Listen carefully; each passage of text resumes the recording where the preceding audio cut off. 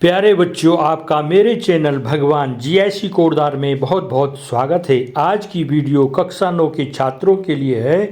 इस वीडियो में वार्षिक परीक्षा हिंदी के सैंपल पेपर के आंसर दिए गए हैं। इसमें से कई प्रश्न परीक्षा में आपको मिल सकते हैं। वीडियो के प्रश्न उत्तरों को समझते हुए याद कीजिएगा। प्रश्न 1, निम्नलिखित गद्यांश को पढ़कर उससे संबंधित प्रश्नों के उत्तर लिखिए। आज आदमी धन के पीछे अंधाधुंध दौड़ रहा है। 5 रुपये मिलने पर 10, 10 मिलने पर 100, 100 मिलने पर 1000 की लालसा लिए वह इस अंधी दौड़ में शामिल है।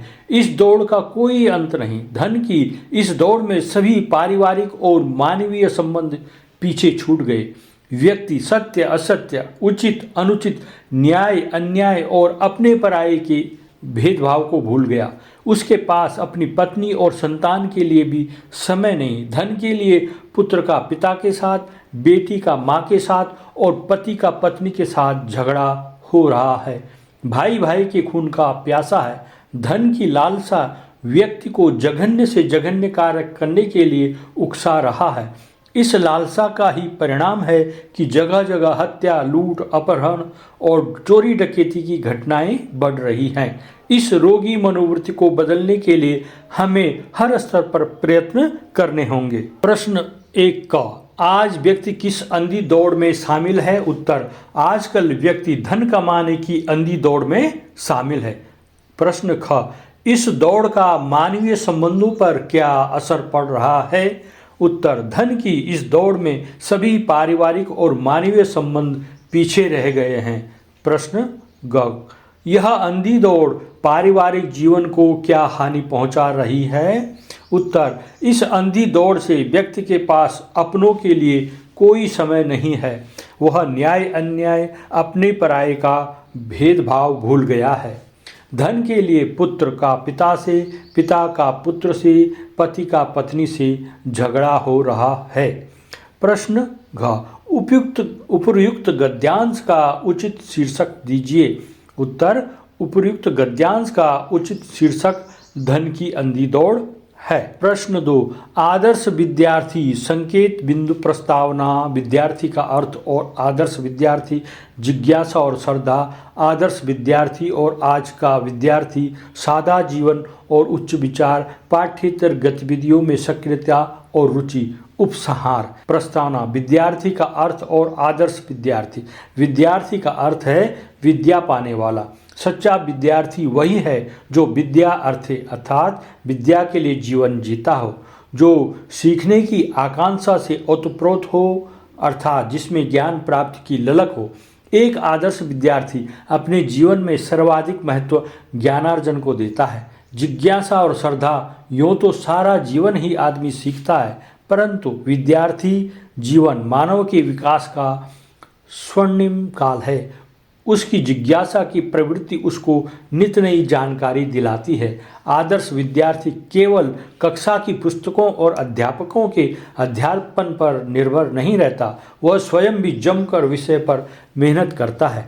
आदर्श विद्यार्थी का एक गुण श्रद्धावान होना भी है। सच्चा विद्यार्थी पुस्तकों और गुरुओं के प्रति श्रद्धा रखता है, उनकी ओर शंका की दृष्टि नहीं रखता। उसके लिए श्रद्धावान लभ्यते ज्ञानम सबसे श्रेष्ठ सूक्ति होती है।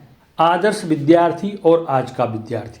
आदर्श विद्यार्थी एक अनुशासित तपस्वी के समान होता है। वह अपनी निश्चित दिनचर्या बनाता है और उसका कठोरता से पालन करता है। उसे सांसारिक सुख सुविधाएं आकर्षित नहीं करती। वह कठोर जीवन जीने में तपस्वी का सा आनंद उठाता है। आज का विद्यार्थी तो इस उक्ति का अक्षरशः पालन करता दिखता है कि अलस्य कुतो विद्या, अविद्यस्य कुतो धनम, अधनस्य कुतो मित्रम, अमित्रस्य कुतो सुखम। अर्थात आलस्य को विद्या नहीं मिलती, न अज्ञानी को धन, धनहीन के मित्र नहीं होते और मित्र के बिना जीवन में सुख कहाँ। उसके अध्ययन और व्यायाम, खेल और मनोरंजन सबके समय निर्धारित और अनुशासित होते हैं। वह बिना आराम किए अपने सब कार्यों के बीच संतुलन बैठाते हुए जीवन की मजबूत आधारशिला तैयार कर लेता है। सादा जीवन और उच्च विचार। आदर्श विद्यार्थी प्रदर्शन और ढोंग की दुनिया से कोसों दूर रहता है। वह सादा सरल जीवन जीता है और महान विचारों से अपने व्यक्तित्व को तराशने में हर पल सतर्क रहता है। जो छात्र फैशन परस्ती, बनाव, श्रृंगार, व्यसन, सैर सपाटा, अड्डेबाजी आदि के भुलावे में आ जाते हैं, वे अंततः अपने लक्ष्य से भटक जाते हैं और अपना जीवन बर्बाद कर लेते हैं। आदर्श विद्यार्थी व्यर्थ की बातों में समय नष्ट नहीं करता। वह मितव्ययिता से काम लेता है, अर्थात कम बोलता है, कम सोता है और कम खाता है, और उसका ध्यान ज्ञानार्जन की ओर अधिक से अधिक रहता है। पाठ्येतर गतिविधियों में सक्रियता और रुचि। एक आदर्श विद्यार्थी विद्यालय में विद्यार्जन के साथ साथ विद्यालय में होने वाली सभी पाठ्येतर गतिविधियों में भी रुचि दिखाता है तथा उनमें सक्रिय भागीदारी निभाता है। सांस्कृतिक उत्सवों, नृत्य, गान, अभिनय, भाषण, काव्य पाठ, स्काउट गाइड, एनसीसी आदि में भी वह भाग लेता है। उपसंहार: विद्यार्थी जीवन मानव जीवन का स्वर्णिम काल होता है। इस समय में सांसारिक और पारिवारिक चिंताएं नहीं होती, अतः वह इस समय मधुमक्खी के समान बनकर ज्ञान रूपी पुष्पों से जितना ज्ञान रस और सुगंध अपनी मस्तिष्क रूपी कोष में एकत्रित कर लेता है, उतना ही वह सामर्थ्यवान बन जाता है। आगामी जीवन में यही ज्ञान उसका मार्गदर्शक बन जाता है। प्रश्न 3, नगर स्वास्थ्य अधिकारी को एक पत्र लिखिए। उत्तर: सेवा में नगर स्वास्थ्य अधिकारी कोटद्वार, नगर निगम कोटद्वार। पेयजल की समस्या के बारे में है ये। श्रीमान जी, मैं आपका ध्यान कोटद्वार के पेयजल संकट की ओर खींचना चाहता हूँ। कई महीने से हमारी कॉलोनी शिवनगर में पानी की मात्रा अत्यंत कम उपलब्ध हो रही है। सुबह और सायंकाल मुश्किल से एक एक घंटा नलों में पानी आता है। इतने कम समय में सभी के लिए पर्याप्त जल का संग्रहण नहीं हो पाता है। पानी के बिना हम लोगों का जीना दूभर हो गया है। आपसे निवेदन है कि शीघ्रातिशीघ्र पेयजल के इस संकट का समाधान करें। धन्यवाद। प्रधान नगर सुधार समिति कोटद्वार, दिनांक इतने। प्रश्न 4 का निम्न उपसर्गों से दो दो शब्दों का निर्माण कीजिए। अप, अपमान, अपयश, अति, अतिशय, अतिरिक्त। ख, निम्न प्रत्ययों से दो दो शब्दों का निर्माण कीजिए। ता, हार, आई, भावुकता, प्रभुता। हार के लिए उपहार, विहार। आई, चढ़ाई, कढ़ाई। प्रश्न 5, सर्वनाम किसे कहते हैं? उदाहरण सहित लिखिए। जिन शब्दों का प्रयोग संज्ञा के स्थान पर किया जाता है उन्हें सर्वनाम कहते हैं, जैसे मैं, तुम, वह, आप, यह, हम, हमारा। प्रश्न 6, विशेषण और विशेष्य किसे कहते हैं? जो शब्द किसी संज्ञा या सर्वनाम की विशेषता बताते हैं उन्हें विशेषण कहते हैं, जैसे सुंदर, काला। जिस संज्ञा या सर्वनाम की विशेषता बताई जाती है उसे विशेष्य कहते हैं, जैसे वह सुंदर लड़की है, वह घोड़ा काला है। तो यहाँ पर लड़की और घोड़ा विशेष्य हो गए। प्रश्न 7 का पर्यायवाची शब्द लिखिए। निम्नलिखित शब्दों के दो दो पर्यायवाची लिखिए। ईश्वर और घर।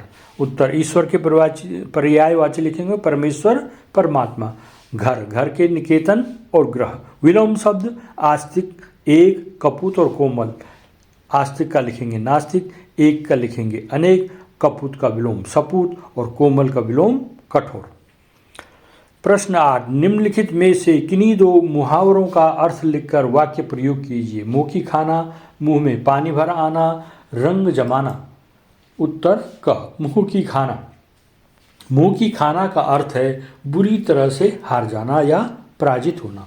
वाक्य प्रयोग: कल के मैच में हमारी टीम को बुरी तरह से हार का सामना करना पड़ा, मानो उन्होंने मुँह की खाई हो। मुँह में पानी भर आना। मुँह में पानी भर आना का अर्थ है किसी स्वादिष्ट या मनपसंद चीज को देखकर बहुत लालसा होना। वाक्य प्रयोग करेंगे: उसकी रसोई में खीर बनी थी, उसको देखकर मेरे मुंह में पानी भर आया। रंग जमाना। रंग जमाना का अर्थ है प्रभाव डालना या किसी जगह पर अपने प्रभाव से सबको मोहित कर देना। वाक्य प्रयोग: उसने अपनी कला से मंच पर रंग जमा दिया। प्रश्न 9, निम्नलिखित पद्यांश को पढ़कर पूछे गए प्रश्नों के उत्तर दीजिए। मेघ आए बड़े बन ठन के संवर के, तो आपके पास ये पूरा ये कविता होगी, ये बीच में मैंने छोड़ रखा है। प्रश्न है मेघ किस प्रकार आए हैं? उत्तर मेघ बड़े बन ठन के सज संवर के आए हैं। ख हवा किस प्रकार चली? हवा मेघ के आगे आगे नाचते गाते चली। पाहुन किसे कहते हैं? पाहुन का तात्पर्य है अतिथि। बादलों का स्वागत अतिथि की तरह हो रहा है। प्रश्न 10, निम्नलिखित प्रश्नों में से किन्हीं दो प्रश्नों के उत्तर दीजिए। प्रश्न 1 है इसमें, छोटी बच्ची को बैलों के प्रति प्रेम क्यों उमड़ आया? उत्तर छोटी बच्ची की माँ मर चुकी थी। उसकी सौतेली माँ उस पर अत्यधिक अत्याचार करती थी। वह अपनों से बिछुड़ने और अत्याचारों का दर्द जानती थी। इसलिए जब उसने हीरा और मोती को अपने मालिक से बिछुड़ने और अत्याचारों के दर्द से छटपटाते देखा तो उनकी व्यथा को देखकर उनके प्रति उसके मन में प्रेम उमड़ आया। वह सोचने लगे कि वह भी उसी की तरह अभागे हैं, प्रेम से वंचित हैं, इसलिए उसमें उनके लिए सहानुभूति जाग गई। प्रश्न 2, सर टॉमस हे के मैना पर दया भाव के क्या कारण थे? उत्तर कहानी में प्रस्तुत घटनाओं से प्रतीत होता है कि सर टॉमस हे एक दयावान व्यक्ति रहे होंगे। उस एकांत सन्नाटे में एक किशोरी को अकेली देख अवश्य उसके मन में उसके प्रति जिज्ञासा जगी होगी। वह किशोरी सुंदरी और कोई नहीं, नाना साहब की बेटी मैना थी। मैना उनकी स्वयं की बेटी मेरी की सखी थी। मैना के द्वारा यह बताए जाने पर कि वह और उनकी बेटी मेरी पक्की सहेली थी और मेरी की मृत्यु पर वह बहुत रोई थी। निश्चय ही मानवीयता की भावना सर टॉमस हे के मन में जाग गई होगी। इसके अतिरिक्त मैना की करुणामयी बातें और तर्क उन्हें प्रभावित कर गए। निम्नलिखित प्रश्नों में से किन्हीं दो प्रश्नों के उत्तर लिखिए। क कांजी हाउस में कैद पशुओं की हाजिरी क्यों ली जाती होगी? उत्तर कांजी हाउस में कैद पशुओं की हाजिरी इसलिए ली जाती होगी ताकि यह सुनिश्चित किया जा सके कि सभी पशु सुरक्षित हैं, उनकी देखभाल हो रही है और कोई भी भाग या मर तो नहीं गया है। ख लेखक के अनुसार जीवन में सुख से क्या अभिप्राय है? उत्तर जीवन में सुख का अर्थ केवल भौतिक वस्तुओं का उपभोग करना नहीं है, बल्कि मानसिक, शारीरिक और सूक्ष्म स्तर पर शांति और संतोष प्राप्त करना भी है। प्रश्न 13, निम्नलिखित प्रश्नों में से किन्हीं दो प्रश्नों के उत्तर लिखिए। क मृत्यु का तरल दूत किसे कहा गया है और क्यों? उत्तर बाढ़ के उफनते और तेजी से सब कुछ निगलते पानी को मृत्यु का तरल दूत कहा गया है, क्योंकि यह विनाशकारी और जानलेवा होता है।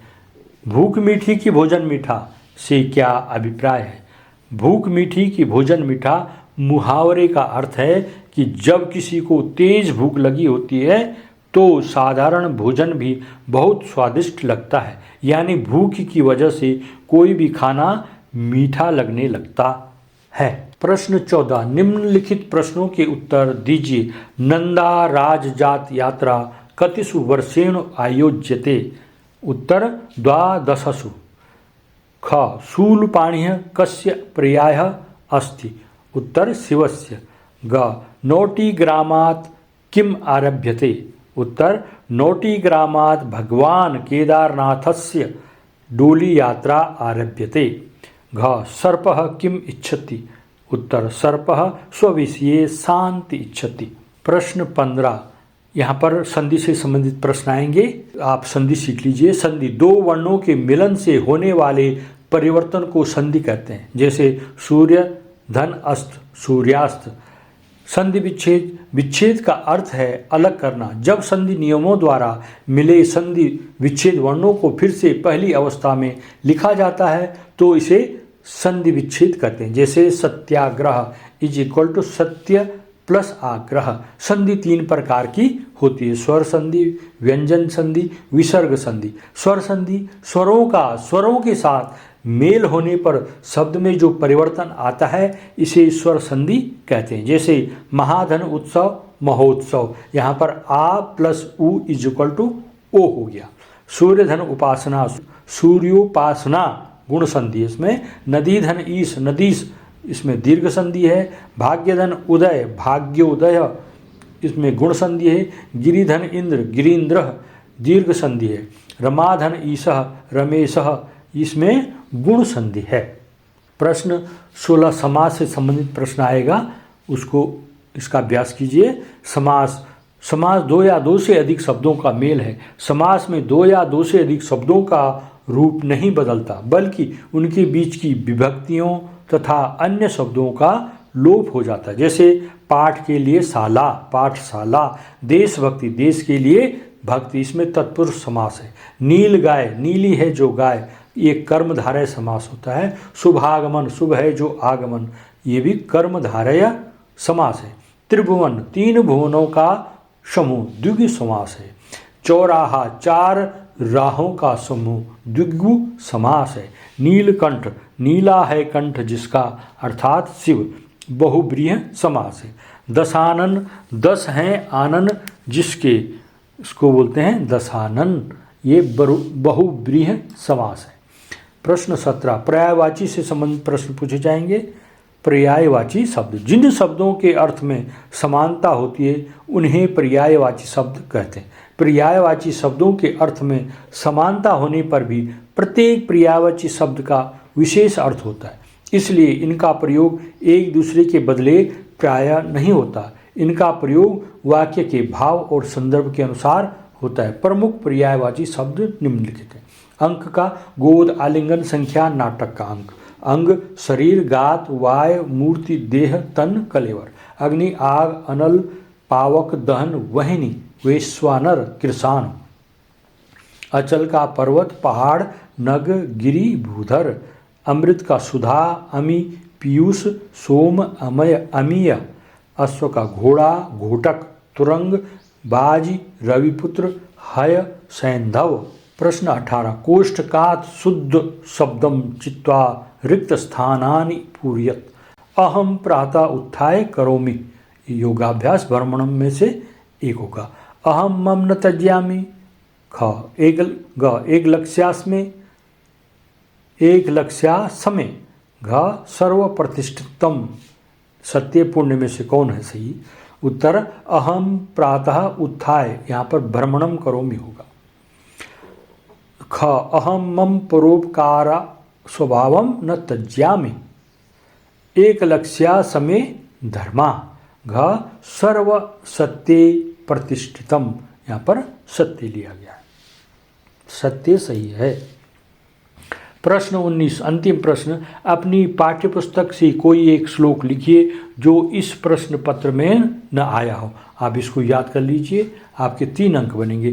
तेजो असि तेजो महि देहि, वीर्यमसि वीर्यमहि देहि, वलमसि वलम महि देहि, ओजो असि ओजो महि देहि।